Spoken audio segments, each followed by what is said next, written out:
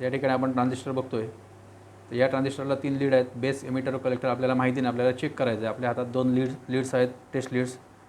तिन्ही लीड्सला लावून taste लीडने check करत जायचं. आपल्याला कुठली तरी एक लीड अशी मिळेल की त्या लीडवरनं उरलेल्या 2 लीडला आपल्याला डिफ्लेक्शन मिळेल. आता मी या ठिकाणी ब्लॅक प्रोब लावलेली आहे आणि रेड प्रोबने मी चेक करतो आहे. मला एक डिफ्लेक्शन मिळालं, एक मिळत नाही आहे.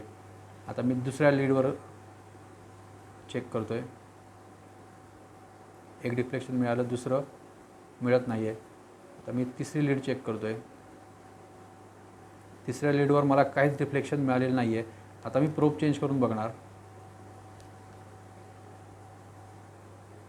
आता या ठिकाणी मला डिफ्लेक्शन मिळालेलं आहे. पॉइंटर मला 4 एवढं रीडिंग दाखवतो आहे. दुसऱ्या लीडलासुद्धा मला डिफ्लेक्शन मिळालेलं आहे आणि तेवढंच रीडिंग पॉइंटर दाखवतो आहे. म्हणजेच या एका लीडवरून उरलेल्या 2 लीडना सारखं डिफ्लेक्शन मला मिळतं आहे. प्रोब चेंज केली तर मला डिफ्लेक्शन मिळत नाही आहे. याचा अर्थ ही लीड ही बेस आहे आणि ट्रान्झिस्टरच्या बेसला रेड प्रोब असताना आपल्याला डिफ्लेक्शन उरलेल्या दोन्ही प्रोबना मिळतं या प्रकारे. याचा अर्थ हा PNP ट्रान्झिस्टर आहे. आता बेस जेव्हा साईडला असतो तेव्हा मधला कंडक्टर हा नेहमी कलेक्टर असतो आणि दुसरा कंडक्टर हा एमिटर असतो. म्हणजे या ठिकाणी जर बघितलं तर बेस, कलेक्टर आणि एमिटर अशा लीड्स आहेत आणि हा ट्रान्झिस्टर PNP आहे आणि तो चांगला आहे. आता दुसरा ट्रान्झिस्टर बघूया आपण. याचेसुद्धा लीड आपल्याला माहीत नाही आहेत, आपण त्याच पद्धतीने चेक करायचे आहेत. तर या ठिकाणी डिफ्लेक्शन नाही मिळत, इथे पण डिफ्लेक्शन मिळत नाही ब्लॅक प्रोब असताना. आता मी प्रोब चेंज करतो.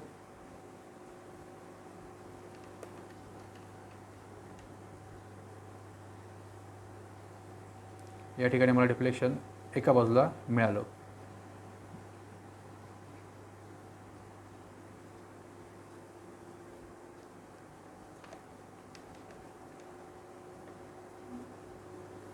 डिफ्लेक्शन मिळतं आहे.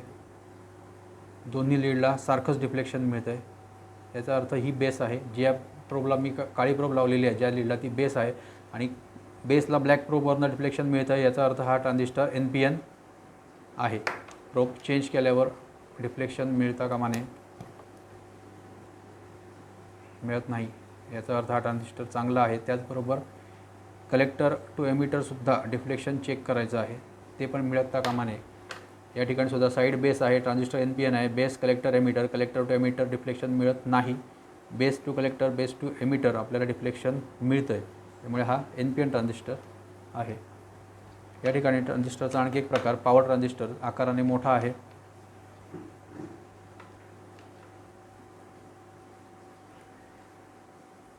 तर हा सुद्धा ट्रान्झिस्टर ब्लॅक प्रोब बेसला असताना डिफ्लेक्शन मिळतं आहे, म्हणजे NPN ट्रान्झिस्टर आहे. या प्रकारे बघा, प्रोब चेंज केल्यावर डिफ्लेक्शन मिळत नाही. याचा अर्थ ट्रान्झिस्टर चांगला आहे. जसं आपण बेसवरनं चेक केलं तसंच कलेक्टर टू एमिटरसुद्धा चेक करावं. या ठिकाणी सुद्धा डिफ्लेक्शन मिळता कामा नये. याचा अर्थ हा ट्रान्झिस्टर चांगला आहे.